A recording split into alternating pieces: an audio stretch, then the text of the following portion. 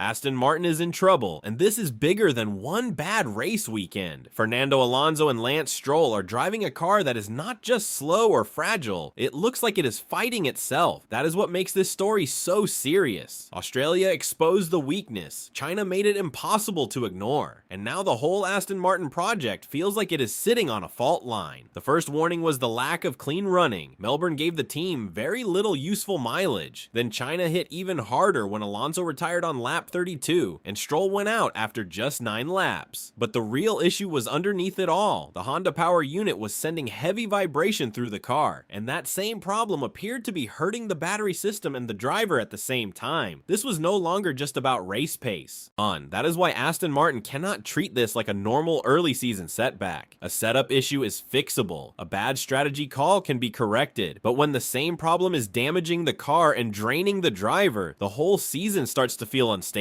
And once the team finally got more real laps in China, the next part of this story became even more important. China looked like another disaster, but for Aston Martin, it was the first weekend that gave them real answers. Australia gave them broken running and weak data. Shanghai gave them more laps, more stress, and more chances to see the same problem show up again. That mattered more than the final result. Both cars got through the sprint, and that gave the team far more useful running than they had in Melbourne. More laps meant more comparison points across traffic, restarts, and longer stints. Mike Crack even said people would laugh if he called it progress because the results looked terrible. But inside the garage, more completed laps meant the team could finally stop guessing. That is why China changed the story. Aston Martin still left with retirements, but they also left with something they did not have before, a clearer pattern. And once that pattern started to appear, the next question was no longer about results. It was about what the data was actually showing. Once Aston Martin had more real running to study, the problem stopped looking random. The team was no longer dealing with separate failures that made no sense. The same issue kept appearing in different forms, and that gave the engineers a clearer direction. What looked messy from the outside was starting to make more sense inside the garage. The data pointed back to one main source: vibration from the Honda power unit. That vibration did not just stay in one area of the car. It appeared to be hitting the battery system, then showing up again in the way the car felt for the drivers. Mike Crack made the team's position clear when he said they were now finding bugs, asking why things happened and learning from it. Honda trackside boss Shintaro Orihara also admitted there was no excuse for the reliability or performance. That is the shift that matters most. Aston Martin still did not have the fix, but they were no longer lost in the dark. They had moved from confusion to understanding, and that changed the whole direction of the recovery. But once the team understood that the same force could be damaging the car and reaching the cockpit, the story became even more serious. The moment Fernando Alonso started talking about the vibration, this stopped being only a car problem. A retirement is one thing. A driver saying the car is physically becoming too much to handle is something far more serious. That changed the weight of the whole story. Alonso said China brought more vibration than any other point in that weekend, and by lap 32, he was out. The force was coming through the steering wheel and into his hands, which meant this was no small comfort issue. Adrian Newey had already warned that if this kind of problem stays unresolved, it can lead to long-term damage in the hands and arms. That takes the story beyond reliability and straight into driver condition. Now, Aston Martin was dealing with two linked dangers at once. The car was struggling to survive, and the driver was feeling the same issue from inside the cockpit. That meant the next question was no longer just how serious the problem was. It was whether the team could even solve it quickly, because this was not starting to look like a simple race weekend fix. By this point, Aston Martin knew one brutal truth: this was not the kind of problem a small setup change could hide. The issue was deeper than balance, deeper than tire management, and deeper than one rough weekend. The team was now staring at something built into the car's core. Alonso made that clear when he said the engine in China was basically the same as it was in Australia, because there had been no real time for Honda to make major changes between the two races. That meant Shanghai was mostly about gathering evidence, not arriving with a cure. The battery could maybe be protected in one way, and the driver could maybe be shielded in another, but neither of those ideas solved the real source. The vibration was still being created in the power unit itself. That is why Aston Martin's next hope was not a race day miracle. It was time. Real engineering time, real simulation time, and real space to attack the problem where it starts. And that made the next break in the calendar feel more important than any result they had produced so far. The biggest gift Aston Martin got did not come from the car. it came from the calendar. With Bahrain and Saudi Arabia off the schedule, Honda suddenly had something it had not really had yet, a long block of time to work on the real problem without another race arriving straight away.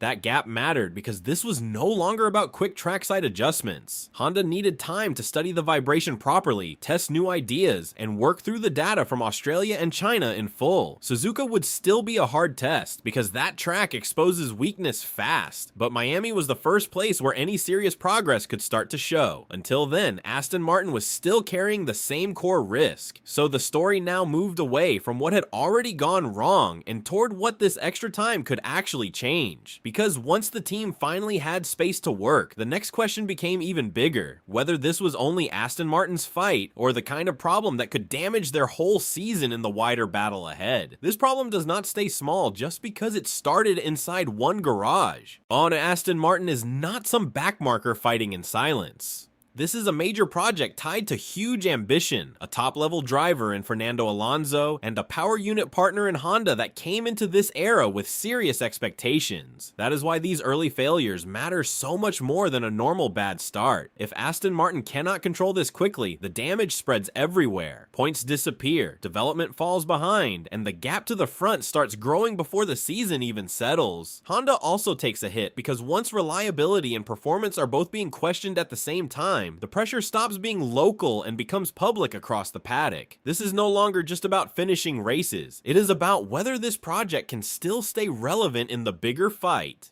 That is what raises the tension heading into the close of the story. Aston Martin finally has a better read on the danger. Honda finally has time to respond, and the team still has drivers who believe in the project. But belief is not enough now. The only thing that matters next is whether understanding turns into a real step forward before this season starts slipping away for good. Aston Martin now knows what the problem is, but knowing it and beating it are two very different things. Australia gave them confusion, China gave them direction. That was important, but it was only the first step. The team still has to prove that this new understanding can turn into a car that lasts, a driver who can push, and a season that does not fall apart before the middle stretch even begins. That is why Suzuka and Miami carry so much weight. Suzuka will show how exposed the current package still is on a demanding track, while Miami should be the first real sign of whether Honda used that long break well enough to change anything at the root. Alonso and Stroll still believe in the project, but belief cannot carry a car through a full race distance. Only a real engineering step can do that, and right now that is the only result that matters. So this is where the story lands. Aston Martin is no longer lost, but it is still in danger. The team finally has a path, Honda finally has a target, and the season is still hanging in the balance. The next races will decide whether this becomes the start of a recovery or the moment the whole project realized the damage had already gone too far.